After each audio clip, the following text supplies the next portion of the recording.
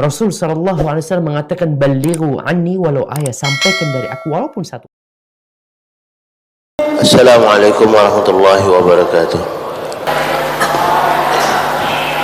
Alhamdulillah, alhamdulillahilladzi an'ama alaina bi ni'matil iman wal islam wa bi ni'matis sihhati wal farad.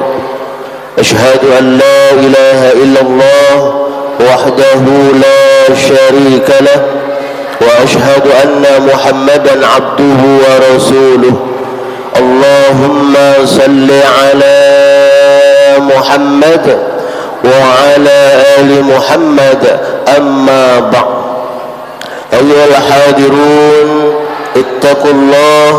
ittaqullaha haqqa tuqatih wa la tamutunna illa wa antum muslimun. Faqala Allah ta'ala fi kitabihil karim, a'udzu billahi minasy syaithanir rajim. وَإِذْ تَأَذَّنَ رَبُّكُمْ لَئِنْ شَكَرْتُمْ لَأَزِيدَنَّكُمْ وَلَئِنْ كَفَرْتُمْ إِنَّ عَذَابِي لَشَدِيدٌ. صدق الله العظيم. Ma'asyiral hadirin, jamaah Jumat yang insyaallah kita semua sama-sama dirahmati Allah Subhanahu wa taala. Mari selalu kita bersyukur kepada Allah Subhanahu wa taala atas nikmat yang telah diberikan kepada kita, di mana dengan nikmat tersebut alhamdulillah kita bisa bersama-sama bertaqarrub ilallah, mendekatkan diri kita kepada Allah Subhanahu wa taala sebagai wujud syukur kita kepada Allah atas apa-apa yang telah diberikan kepada kita.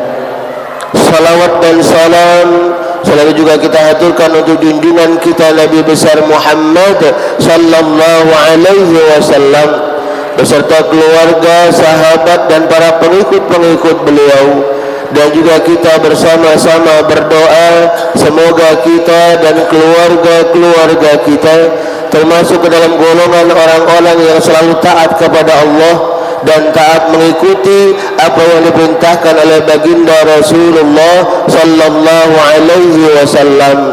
Amin ya rabbal alamin. Ma'asyiral hadirin, jamaah Jumat rahimakumullah, setiap kita tentunya selalu berharap dan berdoa kepada Allah Subhanahu wa taala agar kita dan keluarga-keluarga kita selalu dijadikan oleh Allah Subhanahu wa taala orang-orang yang istiqomah dalam beribadah kepada Allah Subhanahu wa taala. Istiqomah dalam kita melakukan kebaikan-kebaikan kepada sesama manusia. Ini tentunya harapan dan doa kita bersama, karena ini merupakan salah satu wujud syukur kita kepada Allah Subhanahu wa taala. Aplikasi syukur kita kepada Allah atas apa-apa yang telah diberikan kepada kita. Maka oleh karena itu sekali lagi selalu kita mengintrospeksi diri kita, selalu kita melihat ke dalam diri kita bagaimana diri kita saat ini.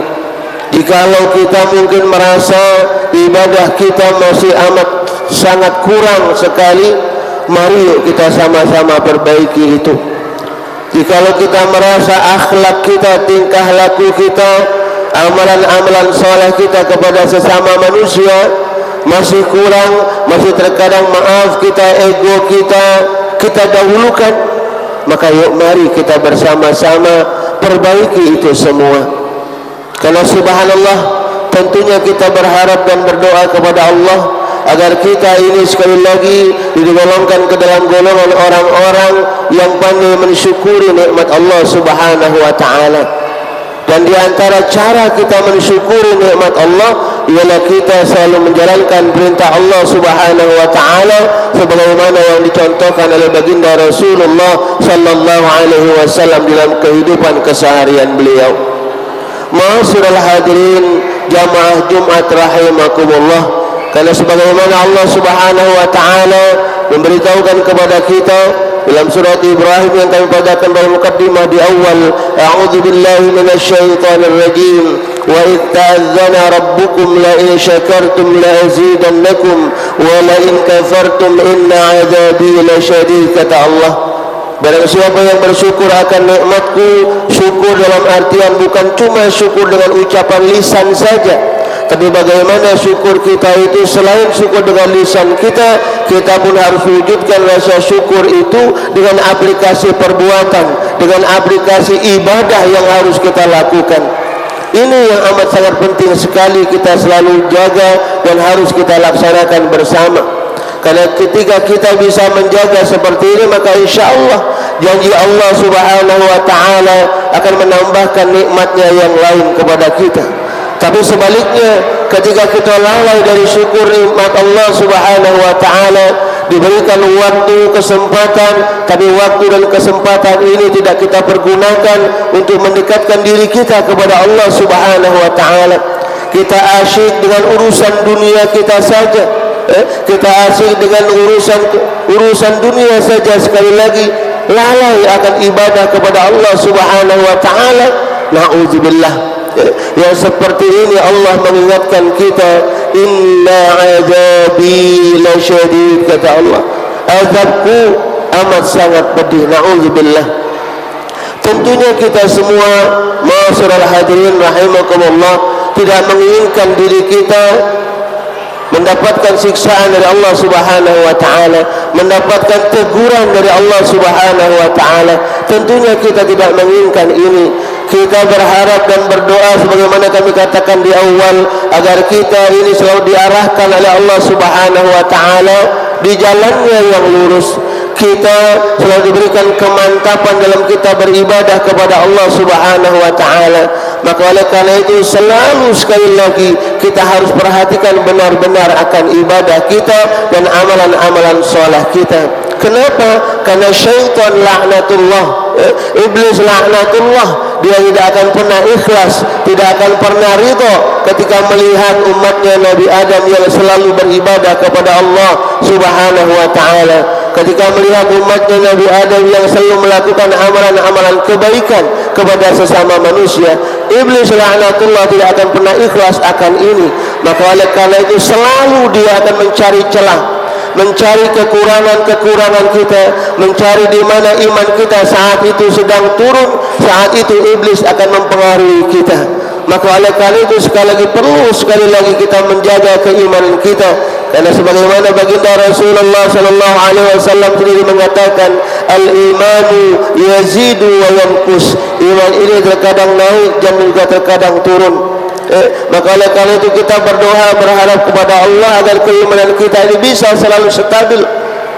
Apa buktinya keimanan kita bisa stabil? Tadi kami katakan di awal, dengan kita istiqomah dalam menjalankan perintah Allah Subhanahu wa ta'ala dan juga melakukan kebaikan-kebaikan. Ketika kita merasa dalam keseharian kita mungkin ada hal-hal yang kita lakukan yang tidak sesuai dengan apa yang baginda Rasulullah sallallahu alaihi wasallam contohkan kepada kita, berarti saat itu keimanan kita sedang turun sehingga kita melakukan hal-hal yang tidak diridhai oleh Allah Subhanahu wa ta'ala. Maka oleh karena itu ketika kita merasa seperti ini, maka tepat-tepat kita dekatkan diri kita kembali kepada Allah Subhanahu wa ta'ala.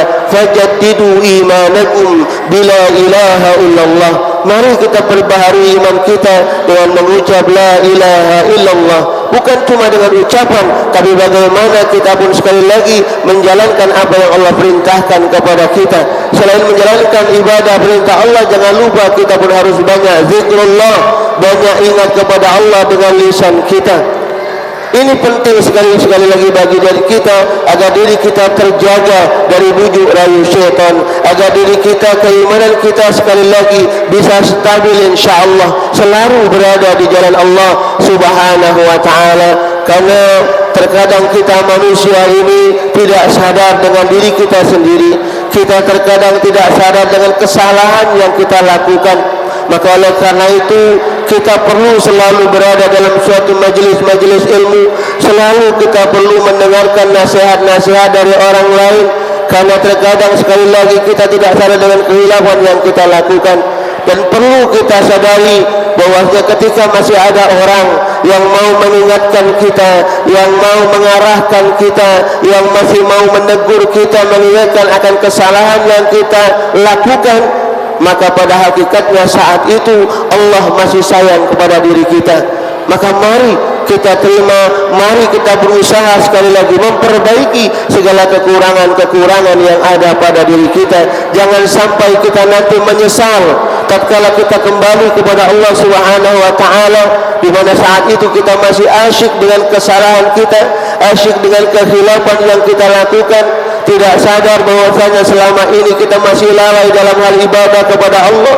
Salat kita masih belum terjaga, tidak sadar terkadang kalau amalan-amalan yang kita lakukan itu tidak sesuai dengan syariat baginda Rasulullah sallallahu alaihi wasallam. Terkadang kita tidak sadar akan itu, maka mari sekali lagi ketika ada orang yang mengingatkan itu, mari kita sama-sama memperbaiki diri kita agar diri kita semuanya nanti insyaallah akan selalu berada di jalan Allah Subhanahu wa taala, dan insyaallah tatkala kita menutup mata kita kembali kepada Allah Subhanahu wa taala, kita kembali dalam keadaan husnul khatimah insyaallah. Amin ya rabbal alamin. Barakallahu li wa lakum fil Qur'anil azim wa nafa'ani wa iyyakum bima fihi min al ayati wa dzikril hakim wa taqabbala minni wa minkum tilawatahu innahu huwal ghafurur rahim.